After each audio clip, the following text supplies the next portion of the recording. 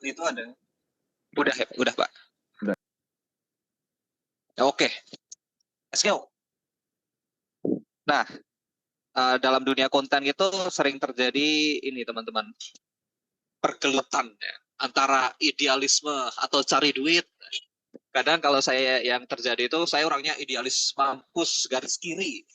Ya, kalau ada yang paling kiri, wah saya itu idealisnya saya seperti itu. Bahkan sandal teman-teman, sandal itu saya kiri semua. Gitu. Jadi begitu idealisnya saya.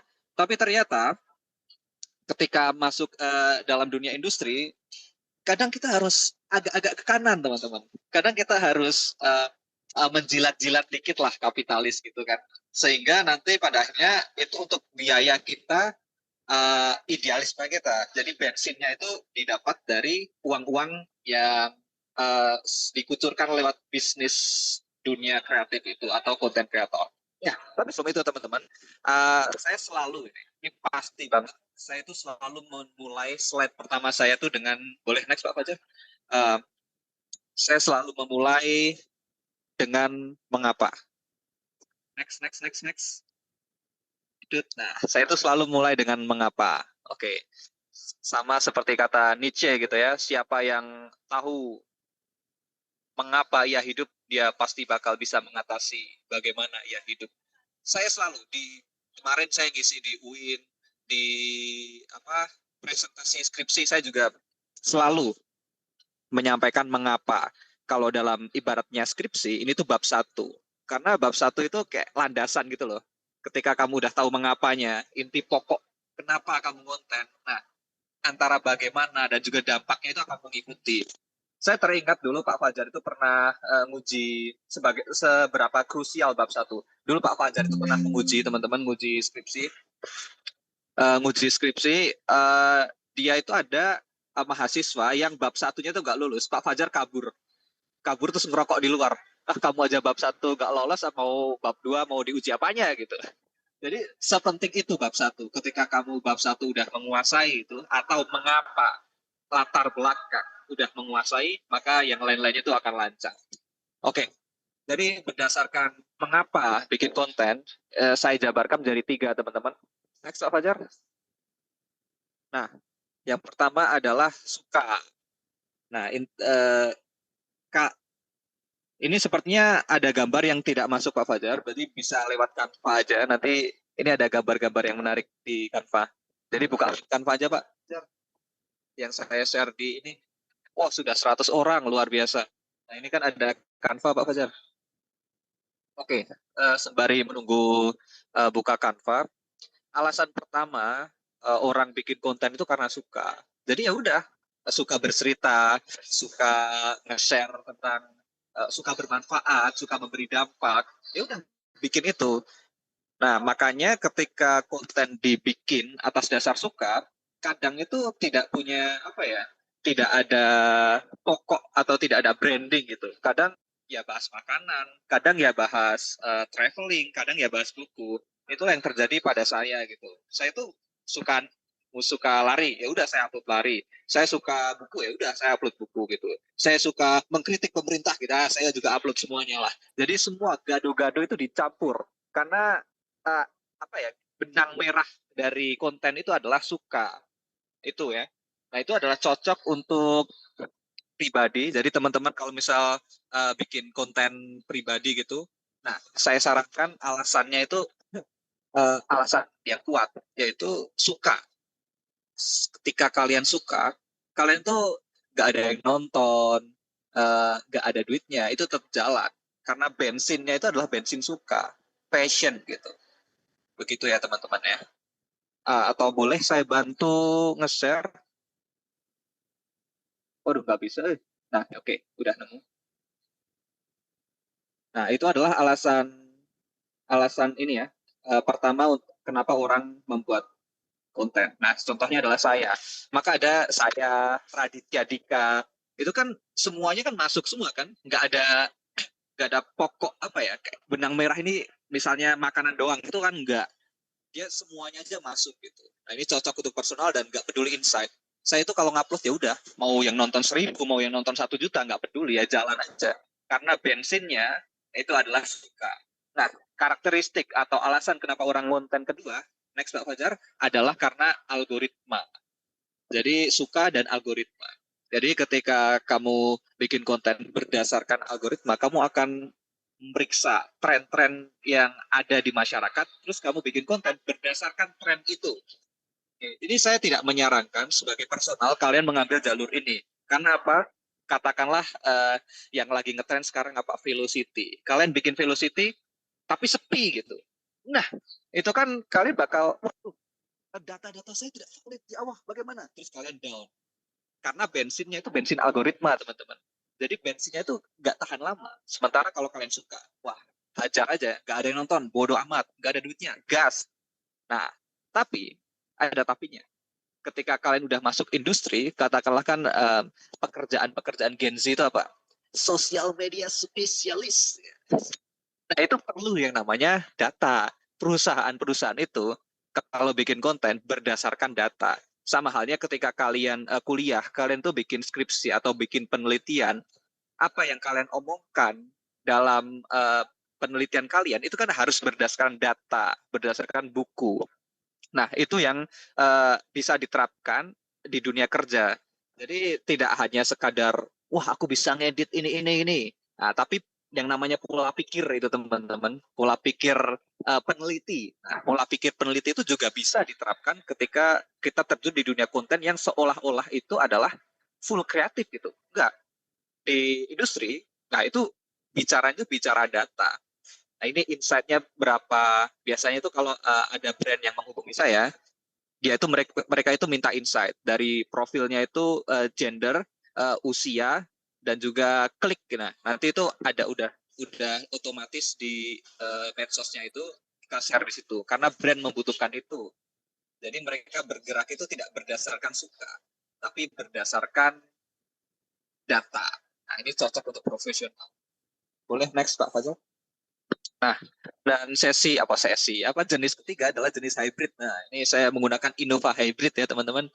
Nah, jadi ada orang yang bikin suka nih, terus dia juga mengamati tren. Trennya apa ya? Oh, trennya itu sekarang lagi review makanan. Wah, gue mau bikin tapi gue juga suka review makanan yang raksasa misalnya. Misalkan bumbu loni, kita review bumbu loni. Plus saya juga suka makan. Jadi ada persilangan antara keduanya. Perusahaan pun juga seperti itu. Kadang ada perusahaan-perusahaan itu yang mengikuti, yang bikin konten itu berdasarkan sampah nge-sit post aja, dan for some reason dia meledak gitu. Contohnya misal yang kemarin-kemarin ramai itu fried chicken. Nah, fried chicken itu kan yang ada di di Bandung itu ya kalau nggak salah. Dia kan bikin konten suka plus algoritma itu nyambung gitu. Kalau di luar negeri itu ada LC Science segala macam. Nah, dia bisa menggabungkan antara suka bikin konten plus tren. Nah, kalau kalian udah bisa menguasai dua-duanya itu sangat powerful. Tapi kalau saya pure suka aja. Saya nggak pernah peduli dengan tren apa-apa, saya bikin berdasarkan suka. Nah, nanti rame-rame itu bakal sebagai dampaknya bakal eventually bakal tercapai juga kok. Menurut saya loh ya. Karena ini ada yang menarik nih, analogi menarik. Boleh next Pak Fajar? Nah, analogi menarik itu saya baca dari bukunya Ray Bradbury. Nah, dia menyarankan tuh sebagai penulis ya, ini konteksnya penulis. Kalian tuh sebagai penulis pemula, coba kalian nulis seminggu satu cerpen. Kalian nggak mungkin nih bikin 57 cerpen itu jelek semua, itu nggak mungkin. Gitu. Pasti ada satu yang bagus, at least satu yang bagus pasti ada gitu. Nah, sama halnya dengan konten gitu. Kalian yang konten ya udah bikin aja dulu, bikin terus nggak mungkin dari 50 konten itu kalian satu nggak ada yang viral, itu nggak mungkin. Nah, kalau misal nggak ada itu ya ada yang salah dengan kalian, jadi kalian nggak belajar gitu. Nah, ini teman-teman, kenapa saya menekankan kalau untuk pribadi yang namanya suka itu sangat krusial. Karena awal-awal konten itu pasti tidak ada duitnya, pasti nggak ada yang nonton, pasti jelek, pasti dinyinyirin, pasti kalian punya niru-niru, ini Ferry Irwandi keren, gue mau bikin kayak Ferry Irwandi, pasti niru, itu udah pasti. Jika kalian motivasinya bikin konten itu cari duit, aku ingin bikin konten agar seperti Dokter Tirta banyak duitnya gitu. Kalian bikin satu video, terus kalian nggak dapat duit, kalian bakal putus asa teman-teman. Nah, jadi tanamkan mindset kalian bahwa yang semua yang awal-awal itu pasti jelek, pasti nggak ada duitnya gitu. Jadi ya ini kalau misal boleh jujur ya, 10.000 untuk dapat followers 10.000 pertama itu jauh lebih susah daripada saya naik dari 100.000 ke 200.000. Jadi bisa kebayang ya, membangun fondasi dari followers kalian 100 itu, yang isinya teman-teman kalian ke 10.000 itu, waduh susahnya minta ampun. Soalnya kan kita nggak ada ini kan keturunan darah biru, kita juga bukan anak presiden gitu. Kita warga biasa teman-teman, warga biasa susah kita gitu ya. Aduh tipis-tipis nggak masalah ya. 121 orang luar biasa loh. Ini kalau misal kita bikin turnamen futsal nih bisa satu liga sendiri nih. Oke, boleh Pak Fajar, kita next. Nah, kita masuk bab 2. Kita udah lolos ya bab 1 teman-teman. Ini saya menggunakan mindset-mindset skripsi. Bab 1 latar belakang, kalian sudah memahami latar belakang kenapa kalian konten. Masuk bab 2, sisi kreatif. Nanti akan saya bahas sisi kreatif dan juga sisi bisnis. Oke? Nah, saya minum dulu. Kita akan membahas sisi kreatif dan saya mau kalian itu aktif ya. Jadi kan ada tuh yang di punya Paulo Freire. Pendidikan di Indonesia itu nampaknya seperti bank. Jadi kita guru itu nyetorin nyetorin duit gitu, nyetorin ilmu kepada anak gitu. Jadi tidak ada proses dialog gitu. Jadi guru-guru atau misal katakanlah kalau di sini itu saya memperlakukan mahasiswa yang mendengarkan sekarang itu sebagai objek, tidak sebagai tidak sebagai subjek. Jadi saya ingin menganggap kalian sebagai subjek, teman-teman. Kita diskusi bareng. Saya ingin kalian itu ramai, wah, wah, wah, wah, gitu nggak masalah. Daripada diem-diem gini, gitu. Nah, saya mau mengajukan satu pertanyaan. Kira-kira skill apa yang paling krusial dalam dunia konten kreator atau dalam dunia kreatif? Skill apa yang paling krusial? Tidak ada salah, tidak ada benar. Jadi ya just ngomong aja, silakan. Pak Fajar mungkin mau menjawab, Pak. Bentar, Pak, jangan di next, Pak. Nanti jawabannya di slide selanjutnya soalnya. Diketik juga boleh. Silakan. Wah, ini saya ngomong terus kayak host live. Nah, ya, katalog nomor 2, silakan. Ini. Ya, ya. Skill membangun interaksi, mantap. Ini Pak Fajar, ini catnya nanti dikasih poin tambahan. Skill ide kreatif yang lebih spesifik lagi. Coba. Ya, skill ngedit. Oke, menarik. Menarik. Buat hook yang bagus, copywriting, oke. Kreativitas. Coba yang lebih spesifik, public speaking, berinovasi, skill ngomong, percaya diri, oke. Konsisten Bang. Konsisten, wah bagus banget tuh. Konsisten. Nah, oke. Mau spill gak nih? Spill, networking. Oke, semuanya penting teman-teman. Tapi yang paling penting adalah drum roll please. Next, Fajar. Jawabannya adalah ya, skill paling penting dalam dunia konten kreator adalah menulis, teman-teman. Karena dengan menulis, kalian itu bisa menyalurkan ide-ide yang di kepala kalian itu secara terstruktur. Jadi di kepala kalian ini berantakan kan? Berantakan, idenya terpecah-pecah kayak apa? Piring habis dipecah gitu. Nah, untuk menyusunnya, merangkainya menjadi sebuah konten yang mudah dikunyah dan dimamah, itu adalah skill menulis. Itulah kenapa tugas akhir mahasiswa adalah bikin skripsi. Ya, sekarang mungkin ada tugas akhir ya. Akan tapi skripsi itu memang melatih kita untuk berpikir secara sistematis. Itu intinya, bukan untuk menyiksa kalian teman-teman, tapi untuk berpikir kreatif. Berpikir secara urut, secara runtut dan koheren. Nah, akan tetapi teman-teman, sekarang itu mahasiswa, ini zaman saya nggak tahu kalau sekarang. Mahasiswa komunikasi zaman sekarang itu lebih mementingkan skill urusan-urusan teknis, kan filosofis. Jadi ketika bikin konten, mereka itu bilang bagus-bagusan alat. Ketika itu tidak penting. Sementara skripnya sampah. nggak berguna gitu. Padahal mereka berkecimpung dalam dunia mengapa yang teknis, bukan dunia kenapa gitu. Kalau dalam apa lingkaran gitu kan, lingkaran golden circles gitu. Di tengah itu adalah kenapa. Di lingkaran selanjutnya adalah bagaimana. Di lingkaran luar adalah apa. Nah, kita itu sering bergelut di dunia mengapa. Ini mic-nya gimana nih? Pakai Saramonic, harus pakai Saramonic nih. Ini kameranya harus Sony 7 Mark. Itu tidak berguna.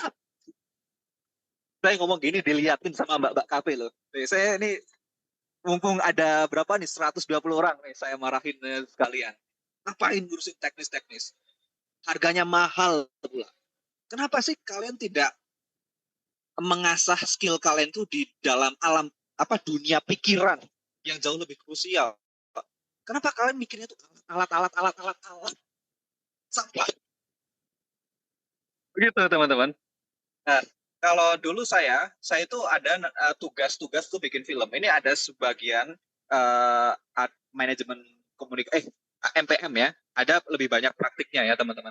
Nah, kalian ini dulu zaman saya itu mereka itu lebih sering debat mikirin pakai alat apa daripada ceritanya tuh mengangkat isu apa gitu. Makanya kebanyakan, tidak semua, kebanyakan film-film mahasiswa itu dangkal. Karena mereka bagus-bagusan lampu doang, ada lampu biru, lampu-lampu neon gitu, keren gitu. Sementara ngomong apa filmnya itu nggak ada, omong kosong filmnya gitu. Makanya skill menulis itu sangatlah krusial. Itu juga yang menjadi alasan teman-teman, kenapa stand up komedian itu banyak yang sukses. Kira-kira kenapa? Karena mereka nulis, skill nulis itu bisa dipakai di mana-mana. Mau pakai apa yang jumbo laris, Rian. Jadi bisa nulis, Katam Ernest bisa nulis, semua yang jadi aktor, semua itu bisa nulis. Jadi kalian mau jadi yang bisa nulis atau yang nggak bisa nulis tuh. Kalau nggak bisa nulis nih sorry ya. Kalian mau jadi Raditya Dika atau mau jadi kameramennya Raditya Dika? Kalian mau jadi Ernest Prakasa atau mau jadi tukang lightingnya Ernest Prakasa? Gimana kalian? Kalian mau jadi aktor atau mau jadi editor? Ya editor mah. Oke. Intinya seperti itu teman-teman. Ketika kalian bisa menguasai yang namanya menulis, kalian bakal unbreakable di industri maupun di kuliah. Tapi sayangnya ini sering dipandang sebelah mata gitu. Kadang orang itu kayak, nulis mah aku tidak bisa menulis, udah minder dulu gitu. Tuh, nulis itu ada di dunia bergelut di dunia pikiran. Soekarno, Hatta, Syahrir itu nulis semua. Gibran nggak nulis, kalian mau disamain sama Gibran. Aduh, sudah cukup marah-marahnya teman-teman. Ya. Gibran tuh siapa, Mas? Baik, Pak. Gibran tuh Ya, siapa? Gibran, Pak, teman saya, Wakil Pak, teman presiden, SMA saya, Pak. Oh, Bukan, Pak. Teman SMA saya namanya Gibran. Jadi at least menulislah. Oke, silahkan Pak next. Jadi saya itu percaya bahwa konten-konten viral, konten-konten itu bisa meledak. Itu 80% atau bahkan lebih itu dari nulis. Entah mau ditulis dulu atau emang otaknya itu ditulis terus diomongin. Itu kan sama aja penyampaian ide. Nah, sisanya 20% itu biasanya keberuntungan aja gitu. Misal ada video kucing-kucing lucu gitu kan, lompat-lompat gitu.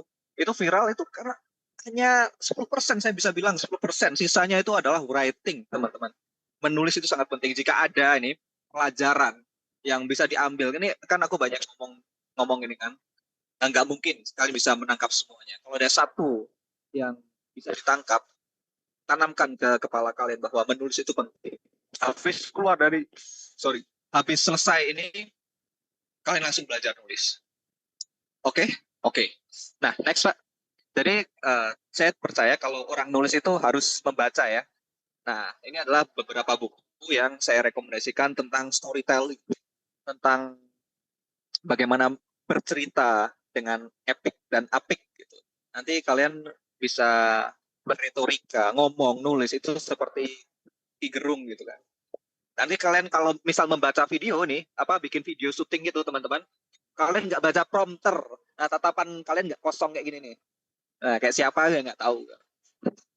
Nah, ini ini ada apa?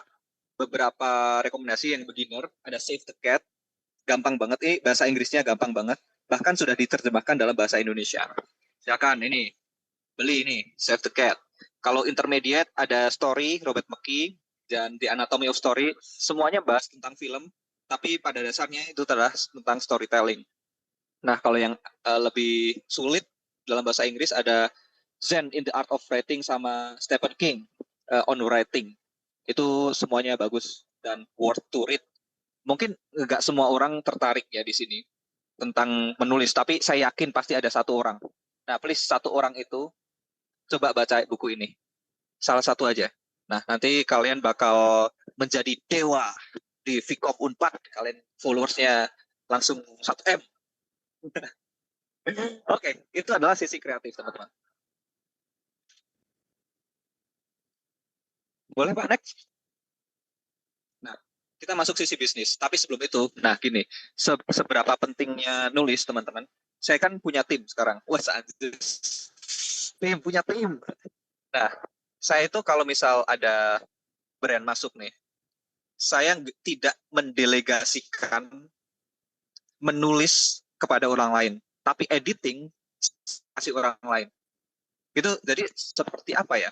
Kalau bisa dibilang nulis itu kayak manajer gitu, yang mengambil keputusan gitu.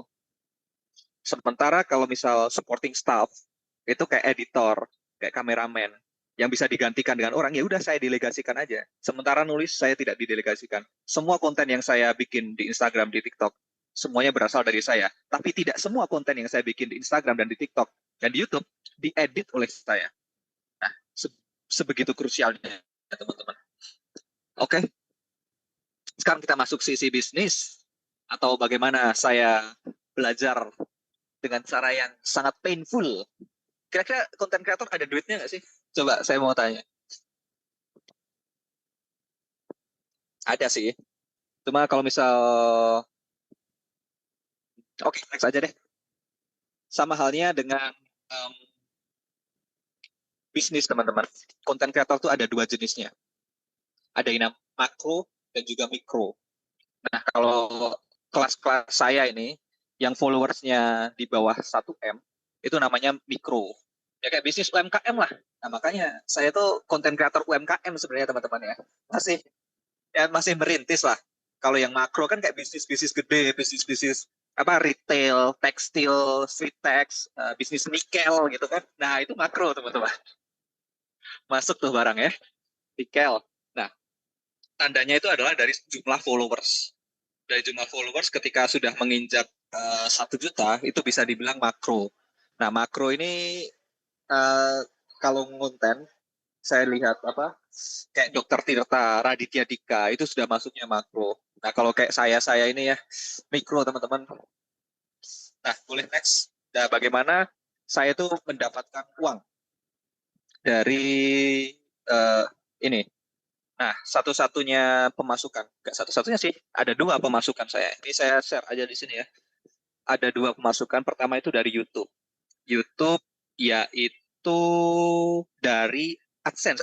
AdSense. Aduh, tadi mengingat-ingat namanya apa? Dari AdSense, teman-teman. AdSense itu dari video panjang mostly ya. Kalau misal video short, saya kan juga ngupload di shorts. Itu juga ada, tapi tidak signifikan. Paling ya gaji-gaji UMR lah, teman-teman. Tapi itu kan passive income. Bagusnya YouTube itu ada passive income. Jadi didiemin aja, itu mengalir terus uang itu. Kayak investasi lah. Nah, makanya kan banyak YouTuber-YouTuber itu bikin video panjang. Ya karena emang didiemin aja itu duit ngalir, teman-teman. Bisa dibilang pesugihan gitu ya. Tapi saya tidak sampai di gunjing pesugihan. Saya masih UMKM. Ampun, ampun, ampun. Oke. Nah, terus pemasukan yang lain adalah iklan. AKA endorsan. Aduh, mana nih ada yang punya produk-produk gak? Saya bisa mengiklankan. Nah, bagaimana sih sebuah produk ini bisa masuk ke saya? Biasanya saya itu ada negosiasi dulu. Jadi ada manajer. Manajer itu tugasnya ngontak, kalau saya ya, manajer saya itu ngontak-ngontak brand dan juga negosiasi sama brand. Jadi ada tiap brand itu harganya juga beda-beda. tidak bisa disamaratakan. Kalau bisa kelihatan gede nih brand nih, misal contoh kasus. Kemarin saya ada brand sepatu kalau New Balance gitu. New Balance masuk. Ini mau harga ini kasaran gitu ya, harga 2 juta nih, mau nggak? Oke, mau 2 juta. Karena New Balance gitu, masih masih kecil. Hitungannya masih kecil kalau bisa dalam dunia sport gitu. Terus ada lagi satu masuk Asus. Asus dia mau all in gitu. Terus manajer itu tugasnya, oh ini kayaknya kesempatan nih, dinaikin lah 10 juta. Ya ternyata mau gitu. Nah, itulah skill negosiasi itu yang harus dimiliki oleh seorang content creator. Tapi tidak sih, tidak harus kalian punya ini. Nanti saya jelaskan. Karena saya kan orangnya nggak enakan teman-teman. Jadi saya tuh kayak mematok harga itu nggak enak. Nah ini kenapa saya bilang tadi itu saya belajar dengan cara yang painful. Karena dulu saya ketika awal-awal konten saya nggak tahu yang namanya red card itu apa. Saya ada DM itu masuk, Mas boleh minta red card? Anjir, terus aku cari red card itu apa gitu. Waduh, followersku waktu itu sekitar 30.000. Jadi udah gede, tapi aku emang karena begitu idealis gitu kan. Jadi emang nggak tidak memonetisasi gitu. Jadi saya udah saya tidak mau deal-dealan dengan brand. Saya ingin berdiri di atas kaki sendiri. Sekarang mana brand? Seperti itu teman-teman. Nah, saya nggak tahu apa itu red card. Bahkan ketika ditanya apa itu red card, saya tuh ya udah nggak asing asal aja. Followers 30.000, mau 40.000, saya bilang satu video 500.000. Saya melakukan itu kurang lebih ada 5 bulan, 6 bulanan, 500.000 teman-teman satu video. Terus teman saya yang kerja di agensi bilang, Jo, boleh minta red card lu nggak? Saya kirim satu video 500.000, bebas revisi gitu. Terus temanku langsung, goblok, langsung dimaki-maki. Terus ini kan aku bisa cukup buat jajan di kantin Jatinangor. Saya kan sudah bisa cukup buat nonton bioskop di Jatuh ini 500.000. Gitu. Ini lihat kreator lain yang followersnya sama. Lihat berapa red cardnya. 5 juta, 3 juta, 2 juta. Saya langsung, astaga, betapa bodohnya saya. Alamak, najisnya gitu kan. Kalau kata yang viral, bodoh sekali aku. Jadi aku begitu nggak enakannya sampai nggak bisa matok harga. Jadi ya orang yang menghubungi aku tadi, yang menyadarkan itu, yang dapat yang ngasih aku enlightenment itu sekarang jadi manajer. Ya udah lu aja deh yang kerja gitu. Nah, dari situ udah deal-dealan, udah deal nih. Satu video katakan 5 juta. Brief masuk. Brief itu kayak apa ya? Kamu itu nggak boleh ucapin brand lain.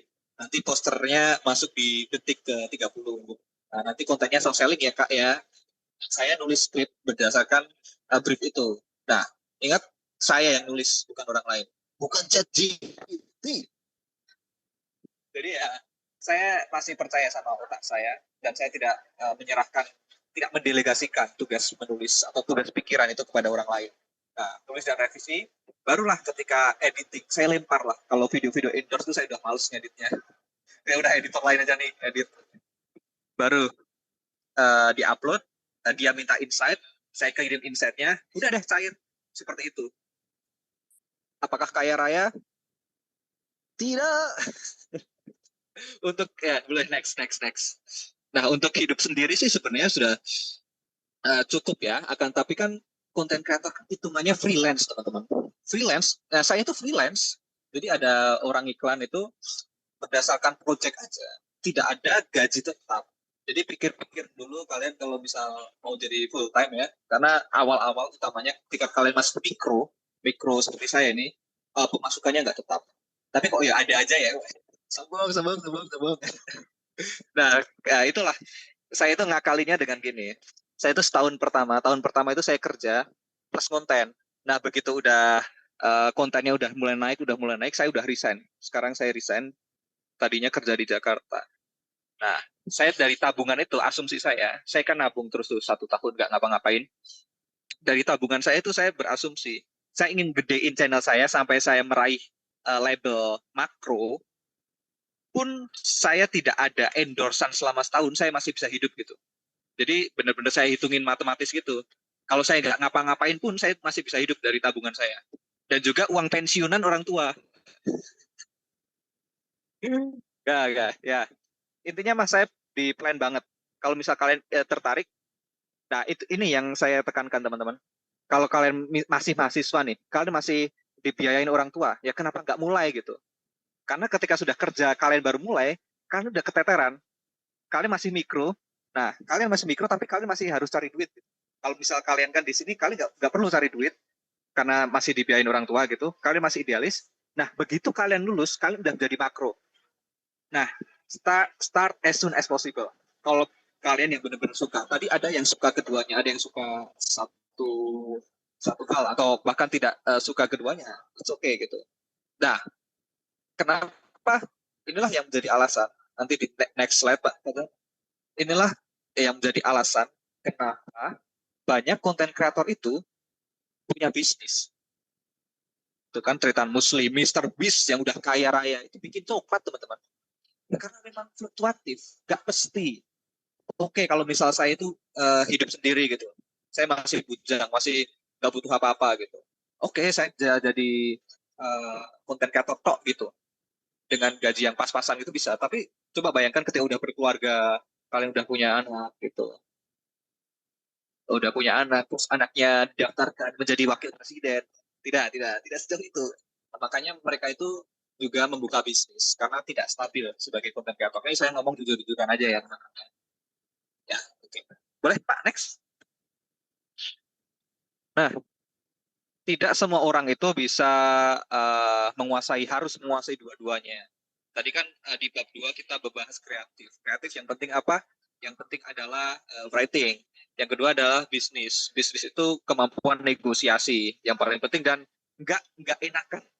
Itu saya kan orang Jawa kan, gih Pak, gih doro gitu kan. Saya nggak enakan sekali.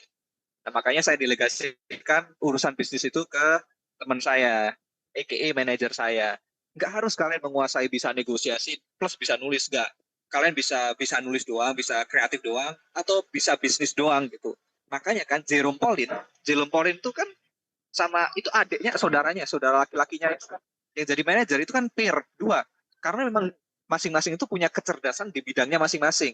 Yang si Jerome ini di kreatifnya, nah si bisnis itu si adik atau si kakaknya itu. Itu yang penting teman-teman. Kalian nggak harus jadi menguasai semuanya. Bahkan kalau kalian nggak suka keduanya pun nggak masalah. Kalian cari kerja di tempat lain gitu. Itu. Nah, tapi ini saran saya, kalian coba dulu semuanya. Nah, ini kan ada pertanyaan. Terus aku cocoknya di mana ya? Gitu kan. Nah, kalian cara mengetahui cocoknya di mana adalah dengan mencoba keduanya. Kalian harus untuk menjadi spesialis. Kalian pertama harus menjadi generalis dulu. Kalian jajah semua nih, dua-dua nih, yang enak mana, baru fokus di situ. Sama halnya ketika jadi sutradara. Ketika kamu sutradara itu udah bisa kamera, udah bisa nulis, editing juga menguasai, kamu menjadi sutradara yang hebat. Tapi kan dicoba dulu semuanya, gitu kan? Nggak langsung tiba-tiba sutradara, gitu kan? Kalian anaknya Garin kan bukan, gitu kan? Ya udah, coba aja semuanya. Yang paling sesuai di hati itu apa, atau sukanya itu apa, baru menjadi spesialis. Nah, untuk menjadi generalis ini yang nyoba-nyoba semuanya itu, teman-teman, ya masa semester 2, semester 3 ini begitu merugi bagi teman-teman yang nggak mencoba hal-hal baru ketika kuliah. Ini saatnya kalian itu bikin kesalahan. Saatnya kalian mencoba semua hal. Baru ketika lulus kalian bisa fokus gitu. Itu yang ingin saya sampaikan bagi 130 respect abangku deh, yuk sawer kasih bunganya itu terakhir teman-teman. Saya ingin menutupnya dengan sebuah quotes ya dari Ray Bradbury lagi. Saya suka sekali dengan Ray Bradbury. Saya ketik aja tulisannya. Oh ini nih. Eventually quantity will make for quality. Jadi untuk nge-aim kualitas, ya emang harus kuantitas dulu. Saya dulu awal-awal ngonten teman-teman. Saya punya mindset sehari satu video. Mau itu jelek, mau itu gak ada yang nonton, sehari satu video.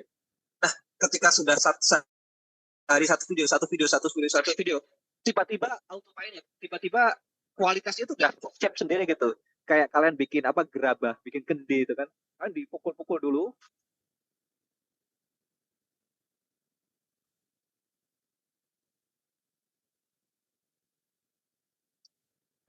Saya Alwi Joha.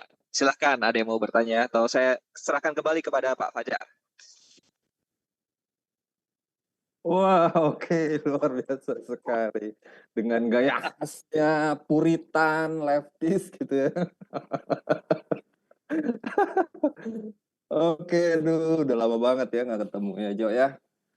Oke, guys, eh, kita buka sesi tanya jawab ya. Tapi sebelumnya kita coba lihat dulu Mentimeter yang tadi sudah ada 72 orang yang isi. Ada pertanyaan kedua yaitu alasan ya. Nah, pengen tahu nih alasannya apa.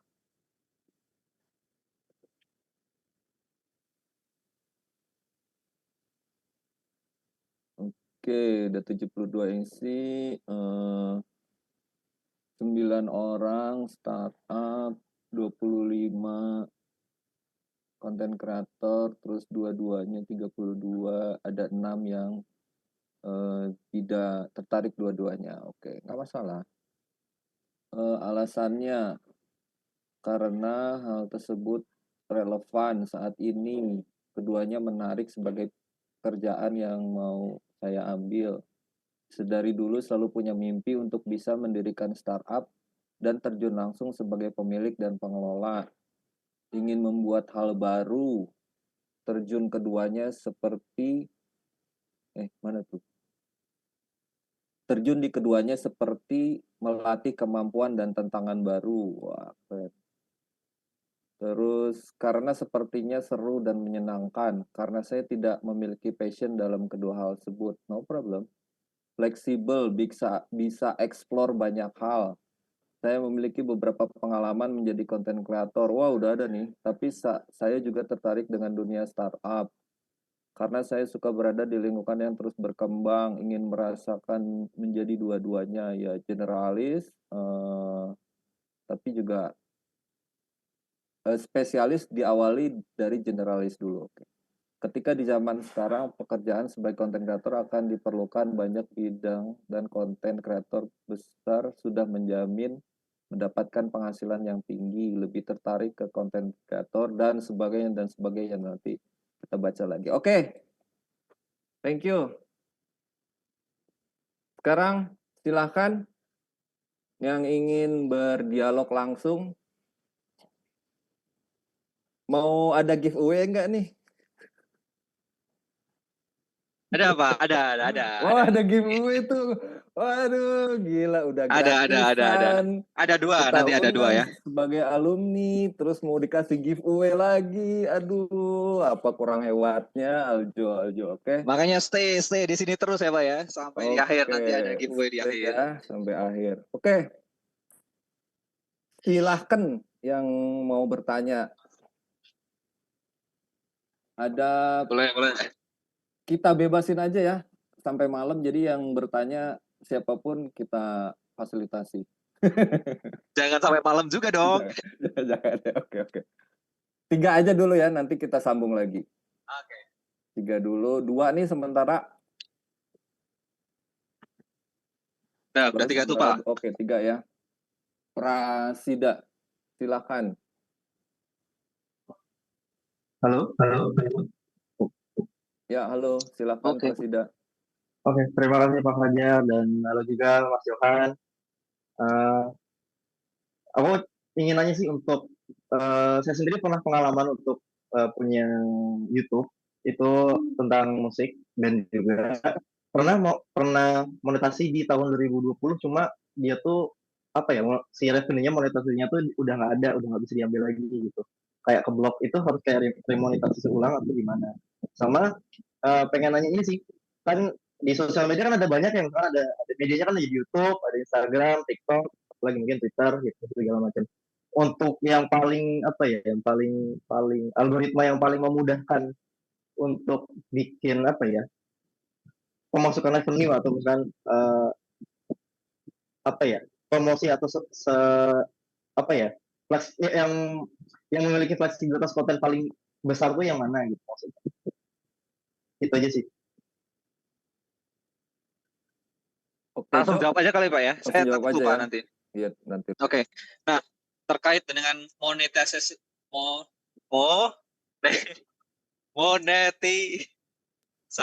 monetisasi YouTube ya. Itu ada, kamu kan udah berapa lama kayak ngobrol aja, udah berapa lama YouTube? Udah berapa lama nggak dibuka? Eh, tahun 2019 nggak dibuka selama setahun berarti. Nah, itu setahuku ya, aturan-aturan YouTube itu terus update. Dulu mungkin hanya dengan 10.000 followers, subscribers, kan bisa langsung monetisasi. Nah, tapi sekarang kayaknya udah nambah jadi 10.000 atau lupa saya. Pokoknya around segitu ya. Sama ada namanya watch hour. Jadi konten kalian itu selama YouTube itu harus ditonton berapa ya? Kalau nggak salah itu aku lupa jumlahnya ratusan jam gitu. Baru kalian bisa diaktifasi. Nah, mungkin ada miss di situ. Kamu miss di jumlah followersnya, subscribersnya, atau jumlah watch hour-nya. Kalau saya sendiri, saya kan orangnya dulu nggak pedulian ya sama angka-angka gitu. Saya upload upload tuh saya di YouTube, Instagram, TikTok, YouTube, ya udah aku upload aja asal. Tiba-tiba YouTube 300.000 aja followersnya. Tiba-tiba itu udah keraih gitu aja. Saya tidak nge-aim, aku ingin dapat 10.000 subscriber di tahun ini, enggak. Saya udah upload aja kok tiba-tiba itu bisa dimonetisasi gitu. Saya nggak tahu bahkan tiba-tiba itu bisa gitu aja. Nah, jadi saran saya, manfaatkanlah itu YouTube Shorts. YouTube Shorts itu untuk nge-gain subscribers. Kalau kalian langsung di YouTube yang panjang, itu saya ragu akan ada yang notice kalian gitu. Oke. Kalau yang paling fleksibel, jujur ya, saya dari tiga itu kok rata-rata sama ya. Maksudku ketika aku punya konten bagus gitu, saya di-upload di ketiganya, kok misal katakanlah konten viral kok viral semua gitu. Katakanlah ada yang jelek nih, kemarin saya bikin video jelek itu nggak ada yang nonton, kok di ketiga-tiganya tuh nggak ada semua gitu. Jadi kan yang menurut saya nih ya, yang memengaruhi kan sebenarnya bukan kayak platformnya, bukan karena hashtagnya, tapi kan karena konten itu sendiri. Once konten kalian bagus, kalian bakal meledak di mana-mana gitu. Tapi memang ada anomali gitu. Aduh, aku mengatakan kata anomali. Aduh, tung tung tung tung tung tung. Nah, kadang ada anomali, kadang di YouTube rame, kadang di Instagram itu bisa sepi. Tapi mostly, kebanyakan itu ketika punya konten bagus itu bakal rame. Konten bagus bakal rame di ketiga-tiganya. Itu sih, semoga menjawab ya. Oke, terima kasih Mas Johan. Presida, gimana? Aman? Aman Pak. Oke, thank you. Boleh next, Aleni.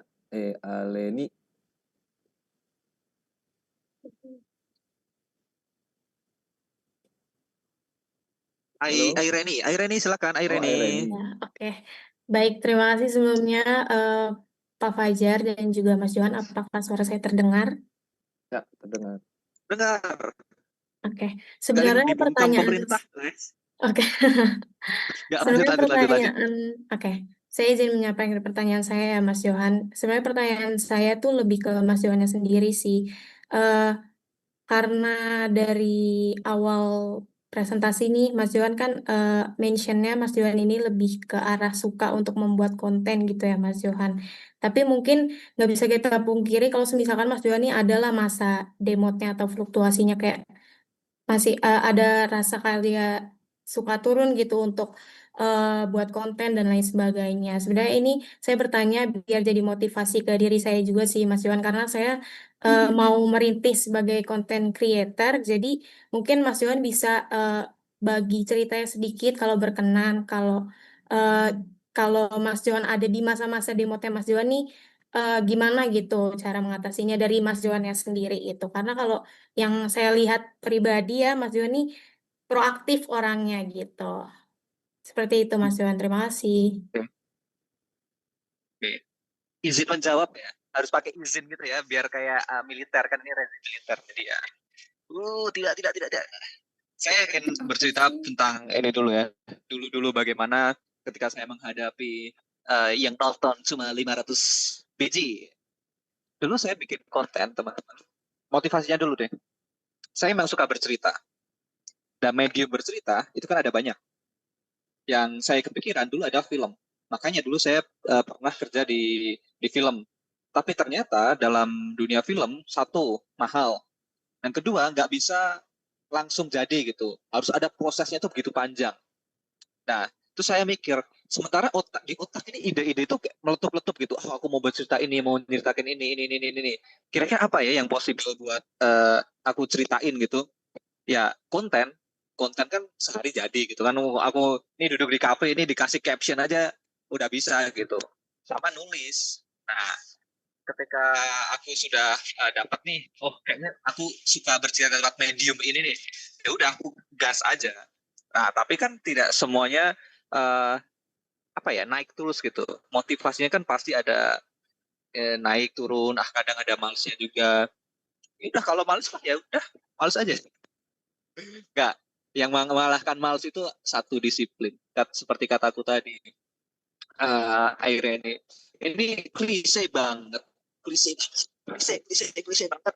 Tapi disiplin itu benar-benar kayak mematahkan itu semua. Saya ada satu yang bagus nih. Mimpi dari bukunya The Happiness Project. Mimpi, nih boleh ditulis.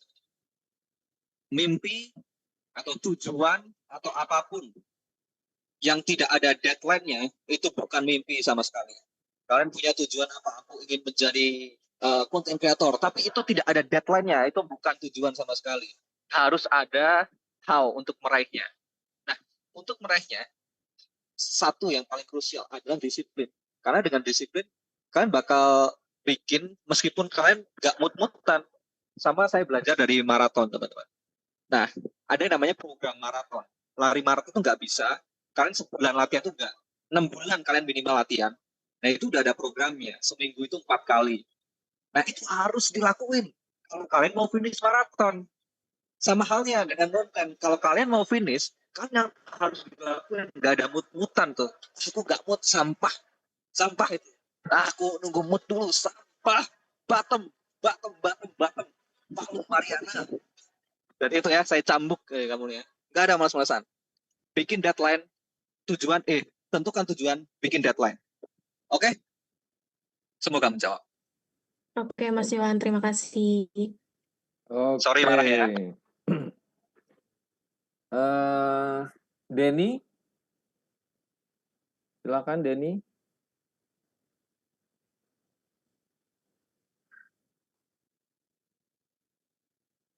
Oke, halo Mas Alwi, kita bertiga. Halo. Di sini saya Michelle, saya mau nanya dari TVF, mau nanya ke Mas Alwi sendiri, kalau misalkan bikin konten itu atau nulis kan pasti nulis dari awal keresahan kita dulu kan, yang terdekat dulu dari kita. Nah, ketika nulis gitu, nah itu kan diaplikasikan ke konten-konten yang dibuat sama Mas Alwi. Biasa Mas Alwi kalau misalkan membuat konten ada segmentasi target audiensnya kah dengan konten-konten yang dibuat atau dibebasin aja seluas-luasnya gitu atau pengen fokus ke segmented misalkan ini untuk Gen Z, ini untuk yang orang tua gitu atau dibebasin sebebas-bebasnya aja gimana Mas? Atau ada lagi nih yang membuat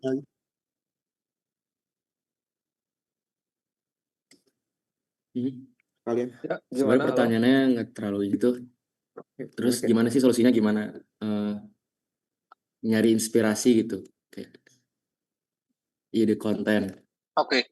Sama satu lagi Mas. Mas Anija Dua ya? Oh ya. dua. Sekalian. Oh iya. Kalian atau gimana nih? Salah satu subscriber Ngelek-ngelek. saya terinspirasi banyak sekali juga sama Mas. Oh begitu.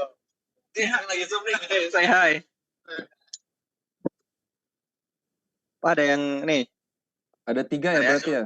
Pertanyaannya ada 3 ya? Satu lagi apa yang ketiga? Dulu sini. Siap, pesan dulu. Sudah. Oke. In frame dong, in frame. Nih, sering prank nih Pak, tadi ketemu Mas Alwi ya gitu. Ya sudah, padahal masih UMKM. Oke, tadi yang pertama apa? Tadi yang pertama adalah sorry, kehabisan ide sama target audiens.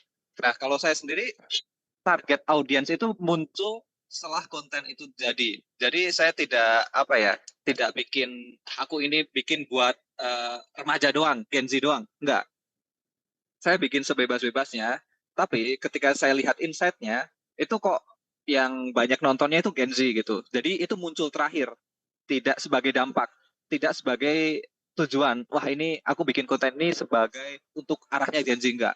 Karena menurut saya itu adalah apa ya batasan kekangan gitu loh. Jadi saya ingin bikin semuanya sebebas-bebasnya, baru efeknya atau outputnya itu bisa dilihat di insight, muncullah data-data itu sebagaimana kalau kalian bikin Google Trends gitu kan ada data-datanya. Kalau saya sendiri target audiens itu biasanya usia 20 sampai 30, sama cewek itu lebih banyak 54%, sisanya itu cowok. Tapi mostly itu adalah Gen Z. Mostly Gen Z gitu. Untuk kehabisan ide, saya menemukan creative approach ya. Banyak sekali saya bereksperimen dari creative approach. Kehabisan ide, pernah nggak? Pernah lah, pernah banget. Nah, terus bagaimana memunculkannya? Kehabisan ide apa ini? Apa penyebab kehabisan ide? Karena kita nggak ada, kita berkarya, itu kan berdasarkan pengalaman diri sendiri atau pengalaman orang lain kan, betul nggak?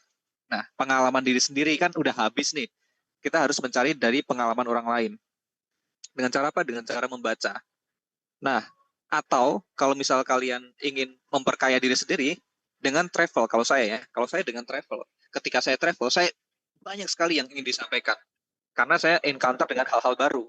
Jadi itu kuncinya, memperkaya diri sendiri dengan melihat pengalaman diri sendiri, memperkaya pengalaman diri sendiri sama memperkaya pengalaman orang lain dengan membaca sama memperkaya. Ini caranya memperkaya pengalaman diri sendiri banyak sekali. Kalau saya sendiri adalah dengan travel, dengan encounter dengan hal-hal baru, ketemu orang baru gitu.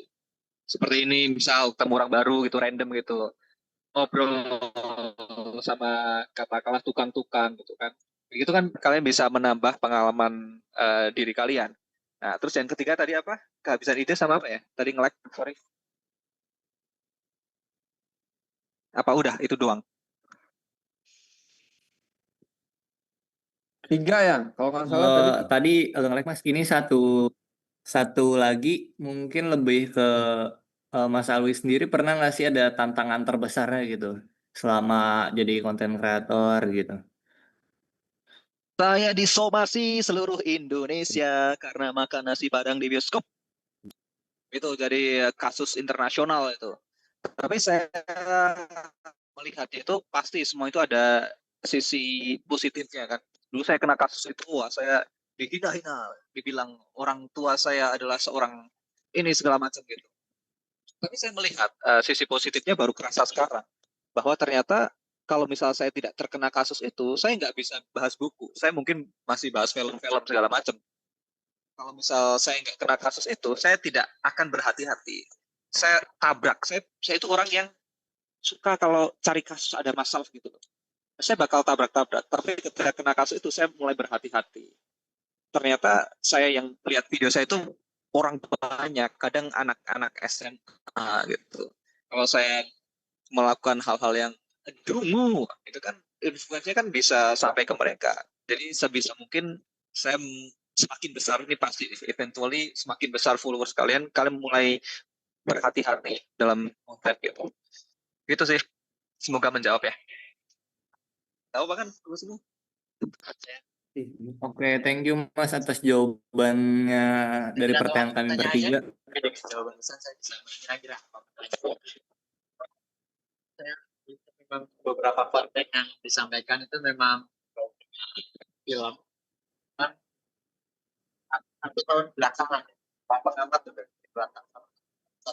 Oke. Tadi ada satu penanya lagi. Sebelum kita break dulu sebentar. Saya mau cek lagi post testnya. ya. Jadi kalau tadi ada perbedaan antara yang mengisi startup, content creator, kedua-duanya atau tidak, terus juga alasannya apa, nanti ada post test lagi, kita coba lihat ya apakah ada perbedaannya. Satu lagi tadi dari Adifa ya kalau nggak salah ya. Iya betul Bapak. Oh ya, silakan. Sip. Terima kasih Bapak. Izin bertanya untuk Kak Alwi. Di sini terkait penulisan tadi kan ada skill yang paling dibutuhkan yaitu skill menulis. Nah, dengan perkembangan AI pada saat ini, gimana sih tantangan atau tanggapan Kak Alwi?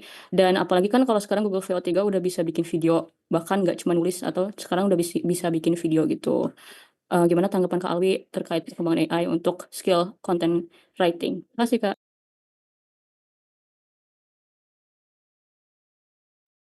Saya Oke, ada kutipan ini menarik ya. Jadi AI ya. gempuran AI di tengah industri kreatif. Silakan. Saya pernah ini lihat, kalau nggak salah tweet ya, AI cannot replace human because AI tidak merasakan depresi gitu. Ya kan penulis kan biasanya depresif gitu kan. Jadi feel yang ada di yang kita rasakan sebagai manusia, menurut saya ya, tidak bisa direplika oleh AI. Yang namanya feel, seni gitu, tidak bisa. Semakin bahkan kalau kata Ernst itu semakin AI atau semakin yang instan-instan itu semakin banyak, maka tidak hilang, seni itu tidak hilang, malah justru orang-orang itu semakin membutuhkan seni. Masuk akal nggak? Kalau menurut saya sih masuk akal ya. Orang udah lelah dengan tung tung tung tung tung, ya dia ingin menikmati sesuatu yang otentik, yaitu dengan seni. Nah, kalau misal AI itu digunakan untuk apa? Untuk terkait writing ya. Kalau saya biasanya dengan ChatGPT itu membantu mencari data. Misal katakanlah sama verifikasi, mencari data apakah benar uh, Perdana Menteri Kongo itu dibunuh oleh pemerintah Belgia gitu. Oh, ternyata benar Patrice Lumumba itu dibunuh, terus tubuhnya itu dikasih asam hingga meninggal, hingga yang tersisa itu cuma giginya doang. Nah, itu saya dapat info-info trivial itu dari ChatGPT. Nah, awalnya dulu saya anti ChatGPT. Jadi full saya itu dari otak saya. Tapi ketika saya menggunakan ChatGPT ternyata itu bisa apa ya, kayak nge-shape gitu loh, nge-shape konten aku bisa menjadi lebih menarik sama sebagai teman diskusi. Jadi uh, awalnya ide itu dari aku baru diolah lagi menggunakan ChatGPT gitu. Jadi tidak full aku yang bikin, tidak full ChatGPT yang bikin, tidak full saya yang bikin. Dulu saya yang bikin full, tapi sekarang enggak. Nah, dengan perkembangan AI ini, saya yakin 100% nggak bisa, AI nggak bisa menggantikan manusia dari segi manapun. Membantu ya, tapi menggantikan, no. Oke, semoga menjawab ya. Oke, gitu ya. Kita tutup dulu sesi tanya jawab pertama. Saya mau spill post sesi. Ya, jadi coba ini saya mau tahu apakah ada perbedaan antara survei prasesi tadi dengan pasca sesi.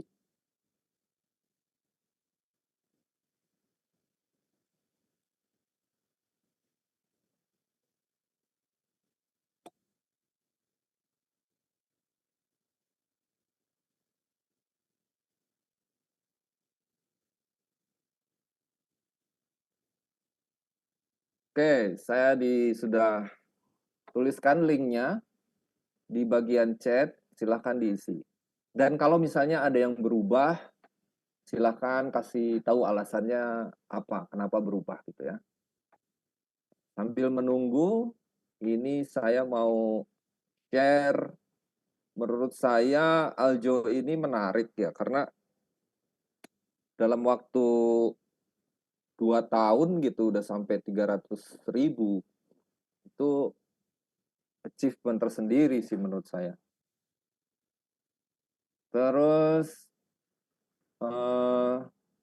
kita kepoin yuk pendapatan Alwi Johan per bulan berapa melalui Social Blade? Nggak tahu benar, nggak tahu enggak ya, nggak perlu dijawab ya Aljo ya. Ini sih seru-seruan aja. Walaupun ada yang bilang Social Blade ini cukup akurat, tapi ada juga yang bilang enggak gitu ya. Nggak apa-apa. Ini buat seru-seruan kita aja. Atau paling tidak sebagai gambaran umum lah gitu ya. Jadi ini hanya dari penghasilan YouTube ya, gitu. Ini belum dikalkulasikan dengan TikTok, gitu. Kalau Instagram saya nggak tahu ada apa enggak, tapi kayaknya enggak deh. Terus correct me if I'm wrong. Terus juga ini di luar dari endorse ya, di luar dari endorse, gitu. Jadi ini akunnya Alwi Johan 304.000 subscriber, view-nya 284.080.270. Ada 388 video mulai channelnya 7 Mei 2022. Ini berarti sebelum lulus juga kayaknya udah bikin akun ini ya. Nah, kita lihat terus grade-nya B, bro. Terus kemudian ini rankingnya, ini subscriber rankingnya keberapa, view-nya, dan ini adalah perkiraan pendapatan per bulan, ini adalah per tahun. Pendapatan per bulan terendah $1.800. Pendapatan per bulan tertingginya $29.000. Kalau dikaliin berapa ya? $1.800 tuh berapa ya? Kayaknya bohong, Wi. Lo udah di atas UMR lo. Terus juga ini pendapatan per tahunnya, gitu. Ya, ini sebagai gambaran. Amazing. Sekarang kita lihat hasil survei.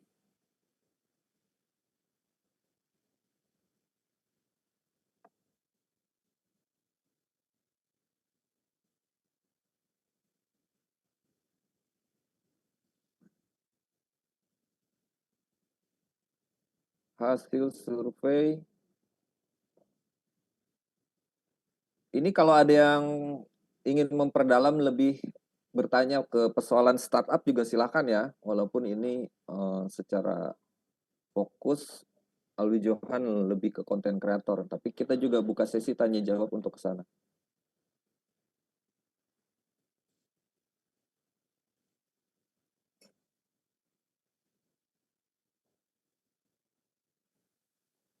Oke, ini aduh kecil banget. Paling gede nih 200. Ada 34 yang sudah isi. Ini tertarik konten kreator, tertarik kedua-duanya, terus tiba-tiba yang startup menghilang, terus yang tidak keduanya berkurang tadi dari 6 menjadi 3. Oke, walaupun tadi kurang equal ya, tadi sampai 70 lebih ya yang mengisi. Nah, ini yang paskanya baru 30-an. Terus alasannya, saya memiliki long term goal sendiri dan impian karir lain. Oke, it's okay. Karena tidak hanya kreativitas yang kita dapatkan, namun bakat-bakat lain yang akan terasah. Mau nyoba hal baru, kedengarannya seru, karena content writing menjadi bisnis tetap sangat menggiurkan. Tetap yang sama saya ingin mengembangkan. Oh, ini berarti dia konsisten ya, atau istiqomah. Masih tetap cenderung oke, sama juga karena kalau sudah terkenal jadi gampang bikin startup. Iya, nice. Ide bagus memang. Jadi orang-orang yang udah populer, artis gitu ya, bikin startup lebih mudah gitu dibandingkan dengan siapapun bukan orang yang dikenal gitu, bikin bisnis apa segala macam ya. Tadi udah dibahas di di slide ya. Kenapa orang-orang yang sudah terkenal itu Even Beast itu ya, yang nomor 1 katanya subscribernya sedunia itu bikin bisnis sendiri gitu ya. Ya itu karena ini. Karena meningkatkan kreativitas menulis sekarang nyambi. Oke, nyambi. Tetap sama, ruang bebas. Oke, actually nggak bebas-bebas amat ya. Karena kebebasan kita itu selalu terbatasi oleh kebebasan orang lain. Ternyata seru, tetap yang sama. Oke, saya ingin punya ruang bebas ya itu tadi ya. Bahwa kebebasan kita itu selalu dibatasi oleh kebebasan orang lain begitu dan aturan. Saya tertarik keduanya, oke. Oh, ini agak panjang nih. Saya sangat tertarik bekerja di startup karena saya ingin berada di lingkungan yang cepat berkembang dan penuh inovasi. Saya percaya di startup saya bisa terus belajar hal baru dan berkontribusi langsung dalam pengembangan produk yang memiliki dampak nyata bagi orang. Selain itu saya juga suka tantangan dan fleksibilitas yang ditawarkan oleh budaya kerja startup yang memungkinkan saya untuk mengasah berbagai kemampuan sekaligus dan bekerja secara kolaboratif dengan tim yang dinamis. Oh, menarik. Oke, terima kasih. Menjadi bisnis, bla bla bla, menarik, dan sebagainya dan sebagainya. Fleksibel dan bisa life balance ketika nyambi untuk bikin startup. Nah, oke, nih menarik juga nih bicara tentang fleksibilitas nih. Oke, sebelum kita lanjut ke sesi pertanyaan berikutnya dan pembagian giveaway. Wih, saya mau tanya dulu nih. Oke. Ya, Pak. Ya, Ya. bisa sebelum kita ke sesi tanya jawab berikutnya nih, saya mau tanya nih. Nanti ngobrol lagi. Sejauh mana kamu merasakan bahwa menjadi konten kreator itu punya kesempatan memiliki life balance yang bagus? Apakah nggak sebaliknya justru karena harus bikin konten tiap hari, berarti harus kerja tiap hari, even weekend, dan sebagainya, dan seterusnya dengan tuntutan yang bermacam-macam gitu. Coba gimana dulu nih? Kalau saya sih mungkin jika dinalar logika gitu kan gitu Pak, hitung-hitungannya kan seperti itu. Wah, ini kan harusnya kan weekend kan tetap kerja, harus tetap konten gitu kan. Cuma saya pernah merasakan keduanya, Pak. Saya pernah merasakan kerja, saya pernah merasakan konten. Saya merasa yang lebih berat justru malah saya kerja dari Senin sampai Jumat. Itu dari segi rasa, dari pengalaman, feel-nya itu beda. Mungkin karena saya tidak cinta dengan apa yang saya kerjakan. Oke, saya cinta, saya jadi videographer, tapi kan saya bekerja di bawah orang gitu. Apa yang saya create itu atas nama orang gitu. Ibarat nulis itu sebagai ghostwriter lah gitu. Nah, sementara sekarang saya itu menghasilkan video itu saya yang bikin, ya itu untuk saya gitu. Jadi kayaknya ada rasa kepuasan sendiri gitu. Sama mungkin ya ini kayak klise lagi Pak, itu passion sih. Suka passion itu kan ketika udah beririsan dengan pekerjaan itu kan seperti main-main aja sebenarnya kita kan. Nggak kerasa, saya justru lebih enak hidup seperti ini, hidup berpindah-pindah, nggak saya bermimpi tuh hidupnya tuh setiap bulan itu pindah dari kota ke kota, kerjaan itu bisa dilakuin di mana aja gitu. Nah, itu memang yang aim saya kehidupan itu memang seperti itu, bukan menetap. Tapi ketika kalian mau menetap pun juga nggak masalah, nggak harus sama, oh Alwi seperti itu, saya harus seperti itu, nggak gitu Pak. Kalau saya itu ya seperti itu. Saya lebih balance malah justru seperti ini Pak. Saya bisa ke kemana apa saja, mengunjungi orang tua saya, segala macam. Gitu sih Pak. Oke, silakan untuk penanya berikutnya. Present.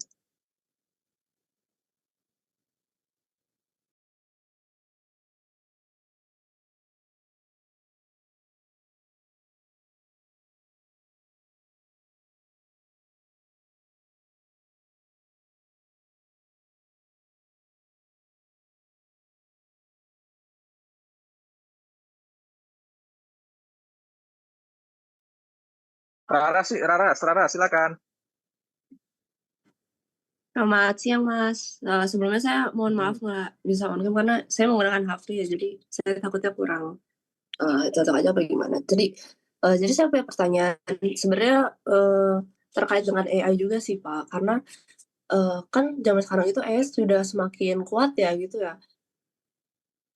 Bahkan untuk teman kita tadi aja yang punya YouTube tentang musik itu, saya kemarin juga sempat melihat sebuah iklan tentang aplikasi yang benar-benar simply memasukkan sebuah prompt itu, sebuah AI bisa menghasilkan sebuah musik yang ya jatuhnya catchy dan emang benar-benar selayaknya musik yang bagus itu sebagai apa. Jadi sebenarnya saya punya kekhawatiran sendiri gitu, Mas. Kira-kira caranya kita beradaptasi dan hidup bersama AI dalam dunia industri kreatif itu enaknya sebagai apa? Karena jujur bahkan banyak sekali perusahaan yang akhir-akhir ini juga mulai memecat karyawannya dan bahkan menggantikan tugas mereka itu dengan AI. Jadi selain dari kita sendiri, kalau mungkin kan kalau content creator kan lebih kayak oh ya udah kita bisa menggunakan AI sesuai dengan keinginan kita gitu ya. Tapi kalau misalnya udah memasuki dunia bisnis, penggunaan AI itu sebenarnya kayak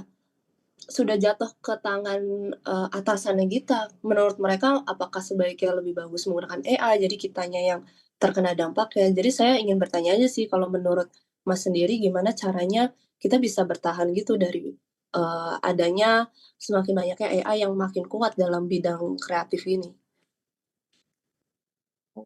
Bertahan dari gempuran AI. Gimana, Wi? Waduh, waduh, waduh. Emang bener ya. Sekarang itu bahkan ada ini Pak berita itu di Antv sama Trans 7 kalau nggak salah ya, yang layoff satu divisi Antv ya, satu divisi.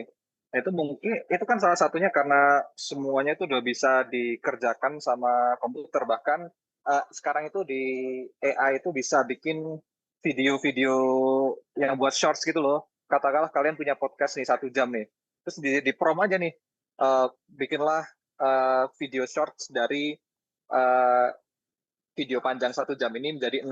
Jadi mereka langsung upload seperti itu. Jadi kan editor kan nggak kerja kan karena itu kan. Tapi menurut saya kita harus ini sih memanfaatkan AI sehingga kita tidak kalah kayak alat gitu sih, alat gitu. AI itu sebagai alat sehingga kita tidak kalah dengan mereka, sama seperti kataku tadi yang namanya feeling manusia itu tidak bisa direplika oleh AI. Jadi editing atau bikin video, kalau bikinan AI itu kelihatan. Tapi bagaimana ketika kita bisa mengaitkan AI dengan kita membuat data?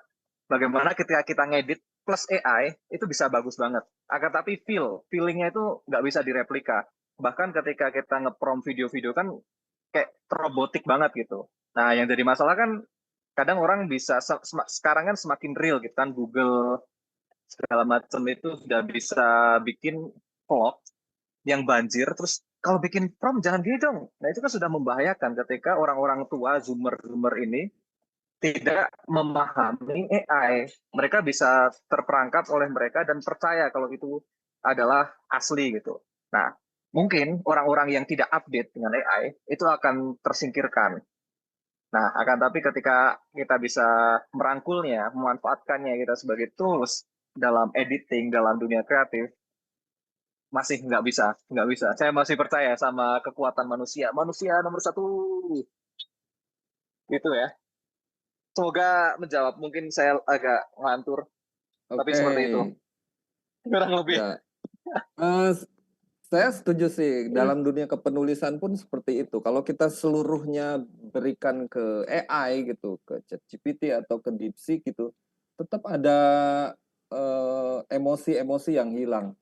Jadi walaupun ChatGPT dan DeepSeek bisa jadi teman diskusi yang mengasyikkan, sangat inspiratif, dan bisa merekomendasikan banyak hal ke kita, tapi tetap bahwa eksekusinya itu ada di tangan kita gitu.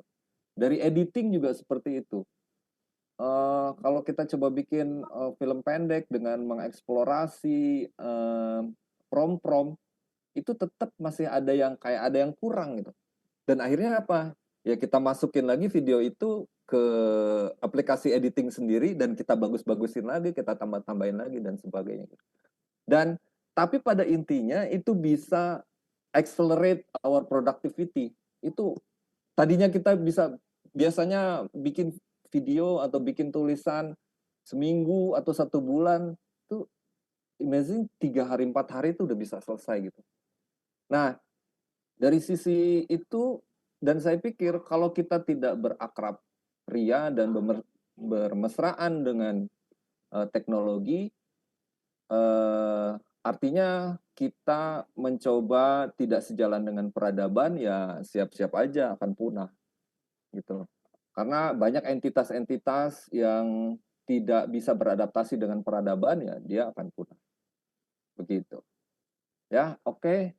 Sama Ras, satu lagi Pak, yo ini gimana? yang apa yang meningkatkan productivity itu bener banget, terutama ini Pak, fitur auto caption. Wah, itu bener-bener ngebantu banget. Dulu kan kalau misal bikin caption kan diketik, atau Microsoft Word itu Ya, kan kita copy terus manual. paste pelan-pelan.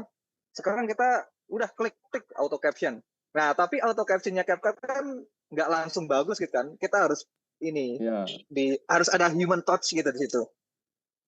Seperti itu. Nah, itu contoh ya, contoh yang saya terapkan penggunaan AI gitu. oke, gitu ya Raras ya. Oke, gimana Raras? Ada yang mau ditambahkan? Ya, baik, Tambahin Kak, Karas. untuk jawabannya. Oke.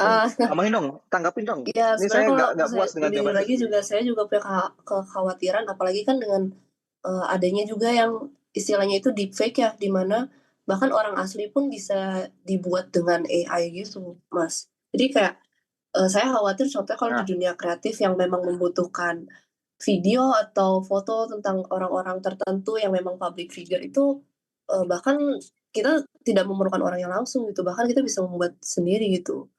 Itu menjadi kekhawatiran saya aja sih, mungkin saya penasaran kalau menurut Mas, gimana caranya kita kayak menanggapinya gitu, tanggapan Mas itu seperti apa? Nah, ada contoh kasus menarik nih. Kita kan nggak ini ya, katakanlah mau endorse Panji Pragiwaksono, tapi kan kita nggak punya duit. Terus di prompt itu bisa tuh mukanya Panji, terus suaranya kita bikinin. Nah, itu yang dimanfaatkan ini Pak, menarik Pak. Itu dimanfaatkan sama penjudi online Pak, iklan judi online. Jadi Panji itu dikasih prompt, coba Panji ngomong slot ini menarik. Terus Panji itu seolah-olah ngomong mempromosikan judi online. Nah, ini kan menurut saya berbahaya sekali ya. Karena orang-orang, sorry to say ya, orang-orang kayak literasinya yang menengah ke bawah itu bisa percaya itu. Wah, ini Panji aja main ini, saya bikin gitu. Nah, caranya emang gimana ya cara mengatasi itu selain dengan kalau kita ya udah mahasiswa literasinya tinggi kan pasti tahu gitu konteksnya seperti apa. Cuma yang bawah-bawah nih saya juga khawatir Raras sama yang bawah-bawah ini percaya lagi kan gitu. Pak Fajar gimana Pak Fajar kalau ada yang deepfake gitu? Ya, kalau dalam kasus saya tuh saya pernah, ibu saya umur 85 tahun. Sering nonton YouTube short gitu kan, iseng-iseng gitu dia. Nah, terus dia nemuin tuh sering masuk iklan-iklan di video yang beliau tonton tuh, kayak ada Mamah Dede mengiklankan obat anti nyeri, terus terawan, obat gosok, radang, orang-orang yang terpercaya semua gitu. Terus pas saya lihat, aduh, mah ini mah deepfake ini. Ketahuan banget dari gerak bibirnya apa segala macam ya. Ya kebetulan buatan deepfake-nya juga nggak terlalu bagus gitu loh. Nggak terlalu bagus juga gitu. Nah, jadi apa yang disampaikan memang di satu sisi butuh literasi. Di sisi lain juga itu yang dibutuhkan itu adalah kalau kaitannya deepfake dengan regulasi. Tabung buat beli buku. Itu udah nggak diragukan lagi. Nah, makanya kemudian ya generasi kalian, ya saya aja masih tetap ngulik gitu ya AI. Ini harus lebih melek lagi gitu loh. Harus lebih akrab lagi. Harus lebih terpelajar lagi ketika bicara tentang AI. Jadi kalau ada yang anti, saya pikir Mari antinya itu adalah anti untuk yang sifatnya melanggar regulasi, itu aja. Jadi selama ada ada unsur yang positif, ya itu kita gunakan saja, gitu ya. Gitu. Maksudnya regulasi juga itu berkaitan dengan hak cipta ya, copyright, sara dan sebagainya dan seterusnya. Gitu Raras kalau menurut pengalaman saya. Gimana Raras?